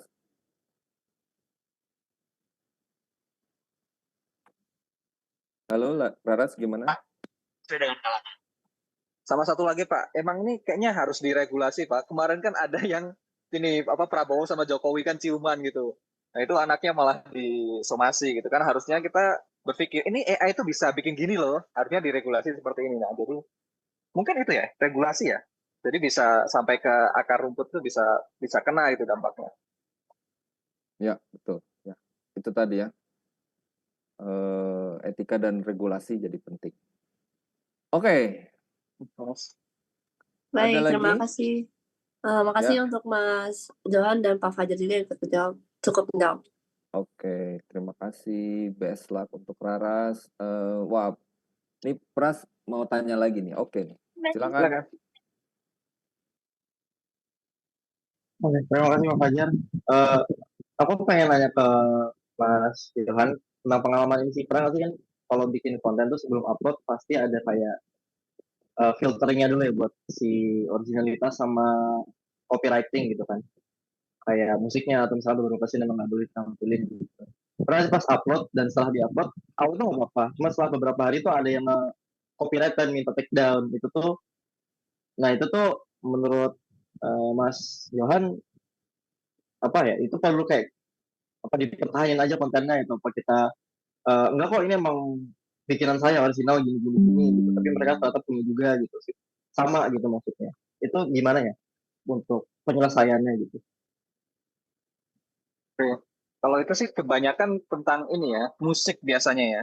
Kan musik kan biasanya ada yang lagu original, ada yang slow. Yang slow itu biasanya yang bikin orang lain. Nah, saya juga pernah kok bikin video itu, kan mostly saya ngomong sama wawancara, nggak perlu video. Nggak perlu musik. Tapi belakangan ini saya nyoba pakai musik.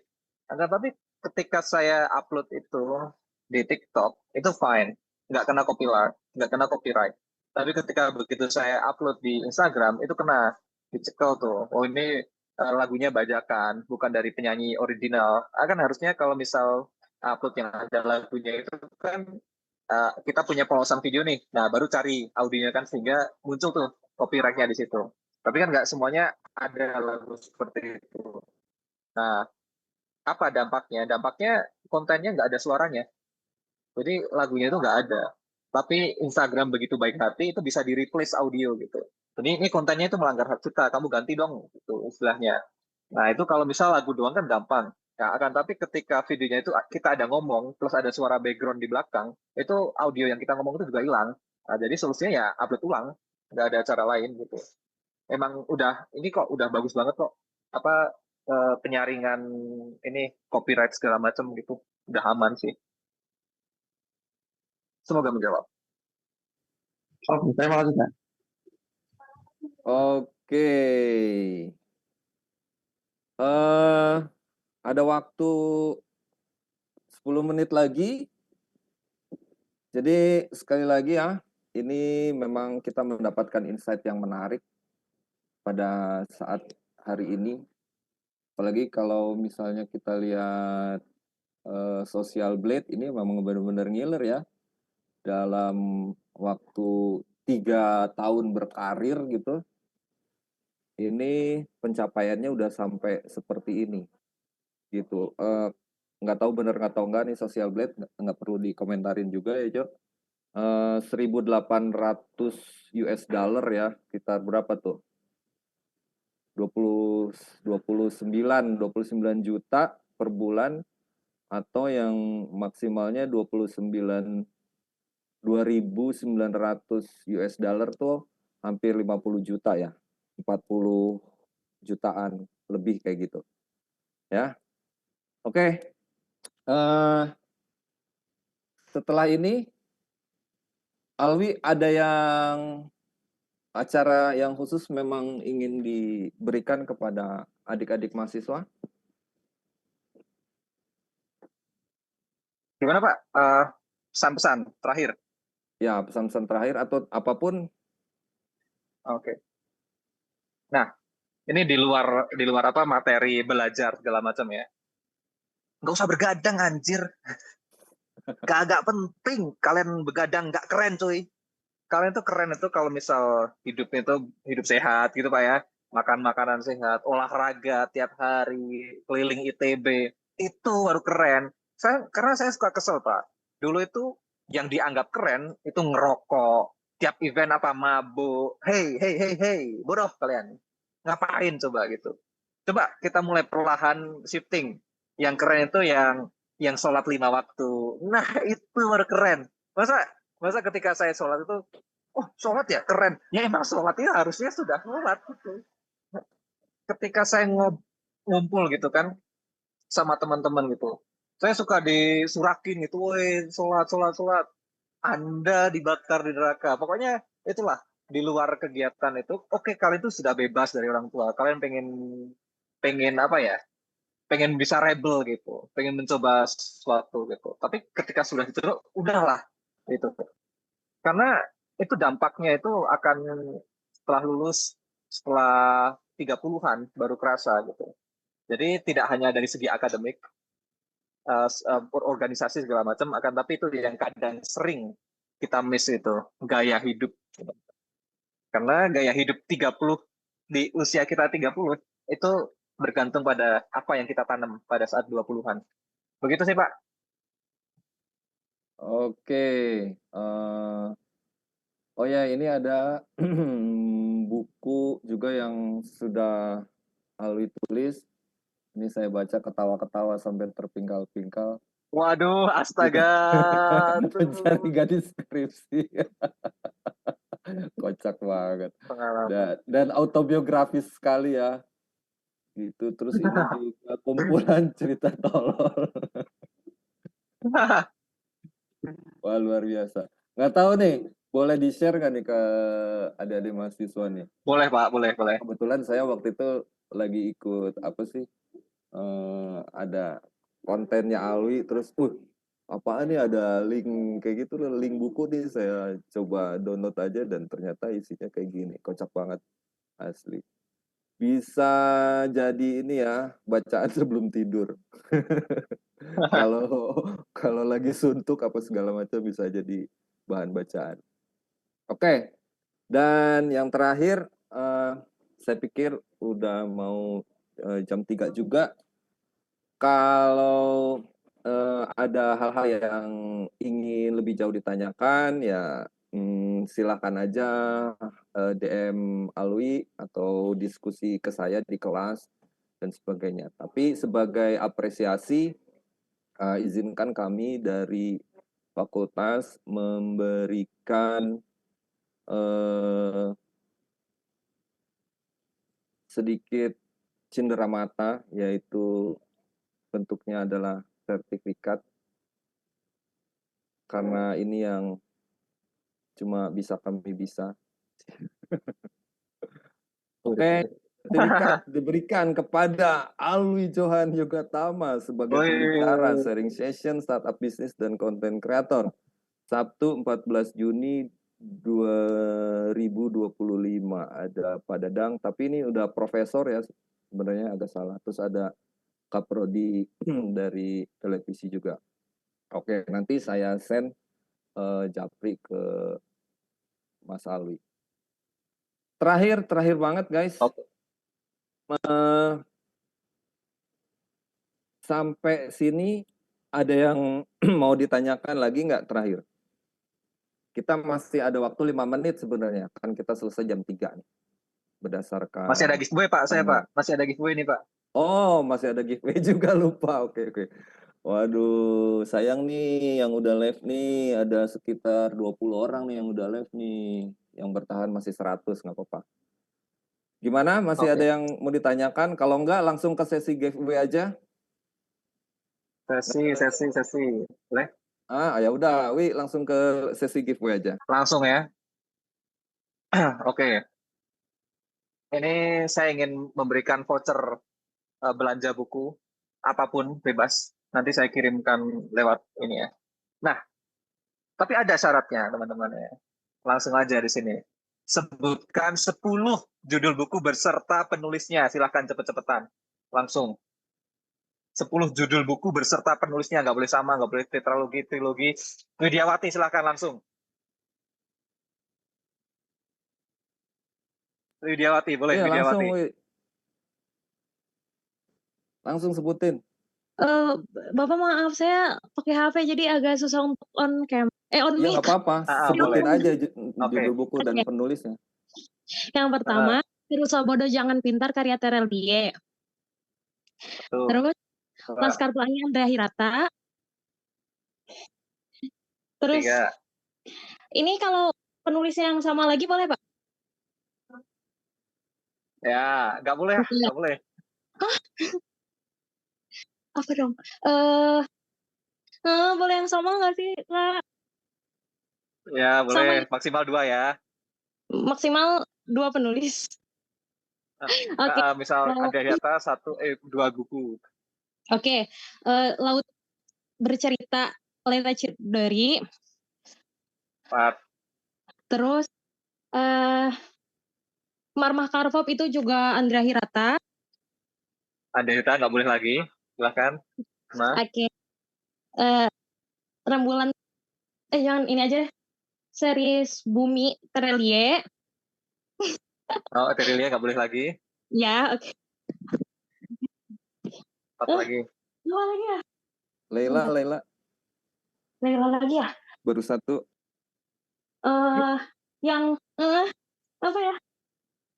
Sebentar ya, Pak. Panik. Iya, ini panik banget. Deg-degan. 10. Aduh. 9. Sebentar.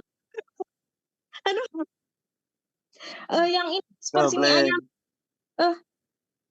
Seperti mie ayam sebelum apa sih itu? Seperti mie ayam sebelum mati. Iya nggak sih? Iya, betul, Itu, betul. Siapa penulisnya? Brian Krishna. Oke. 3 lagi. Oke. Apa ya? Oh, ini ayat buku bebas kan ya? Ini buku tema apa aja, Kak? Oke. Ayat-ayat cinta karya Habibur Rahman. Terus Cantik Itu Luka karya Eka Kurniawan. 1 terakhir. Yang satu lagi, Bumi Manusia. Siapa? Anantatur.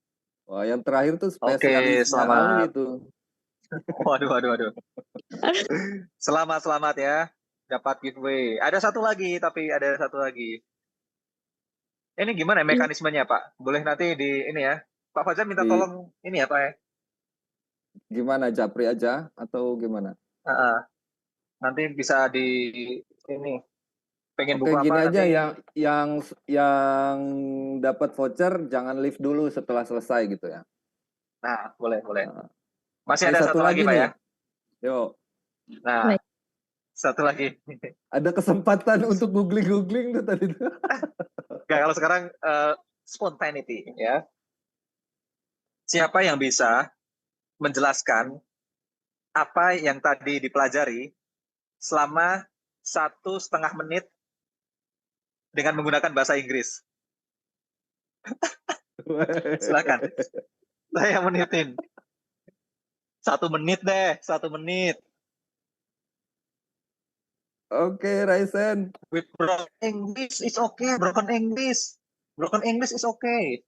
You will get book. Free book lah. 1 minute. Just yapping for a minute. Easy lah. Waduh, nggak ada yang Raisen. You guys should learn English lah. Nggak ada nih. Is anyone can speak in English for a minute? Oh, ada. Oke, let's go Rarats, let's go. 1 minute, Laras. Time is yours. Saya mau coba aja ya. Okay, it's fine. Okay, so what we've learned so far from this meeting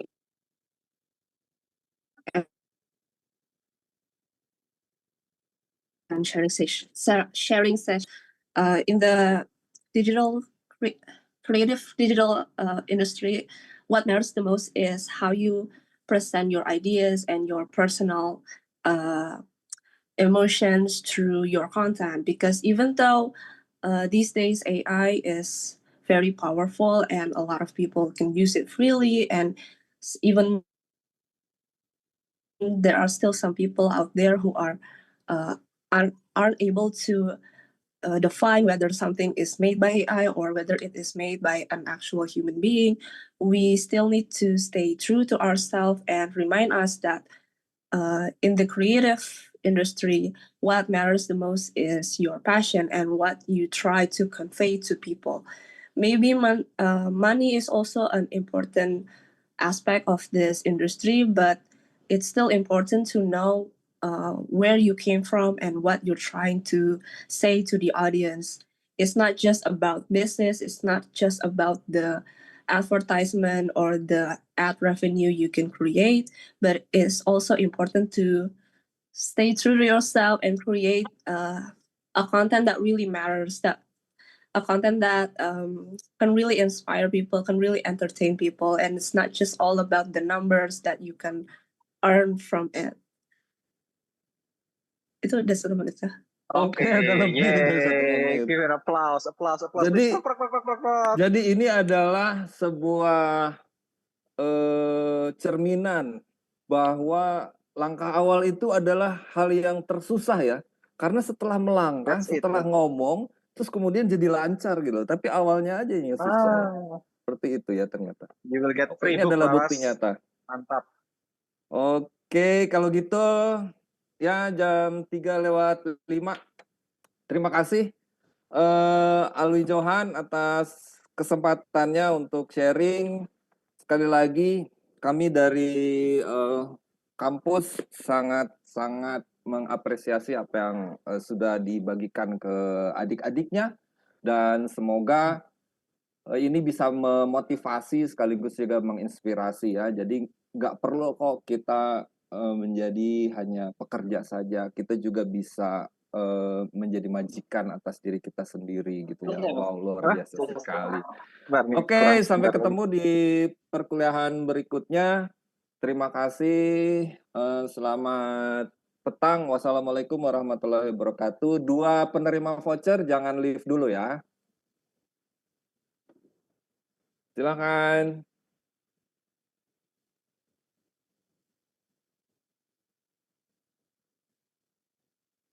Ini gimana nih Pak? Enaknya ya pembagiannya? Apa dikirim alamatnya aja Pak ya?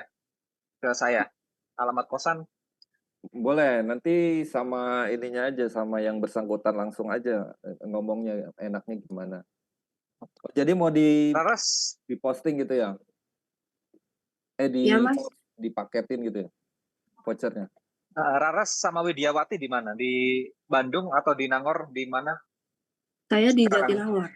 Saya di Bandung. Widiawati juga. Bandung. Gini aja ya. Kalian tanggal 19 atau 20 di Bandung atau di Nangor nggak? Di Bandung. Di Jatinangor sih. Mau nggak ini? Ada kelas nggak tanggal 19, 20? Kamis Jumat. Jumat sih. Kalau Mamet Atau Sabtu. Kamis. Kalau 20 kosong kayaknya. Nggak ada kelas. 20 ya.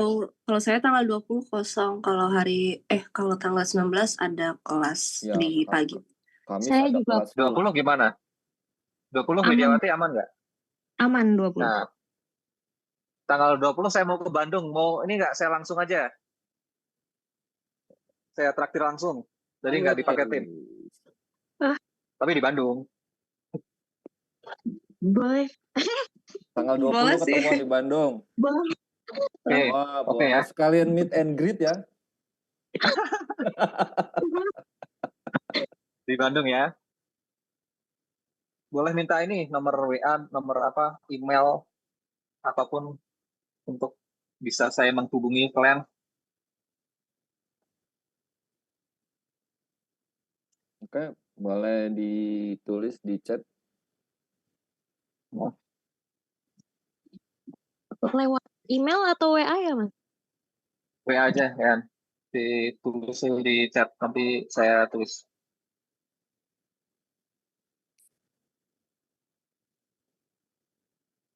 Bentar ya, enggak lagi.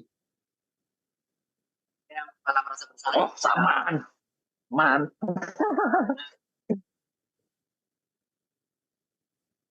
Teman tuh. Widya, udah ada nih.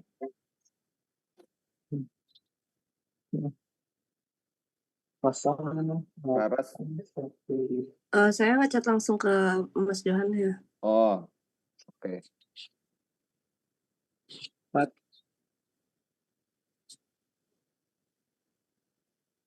Tiongkok.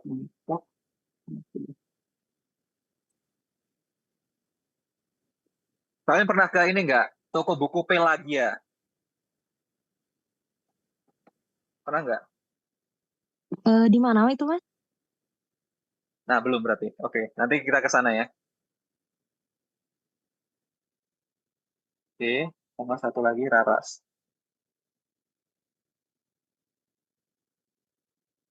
Um, 8 11 8 4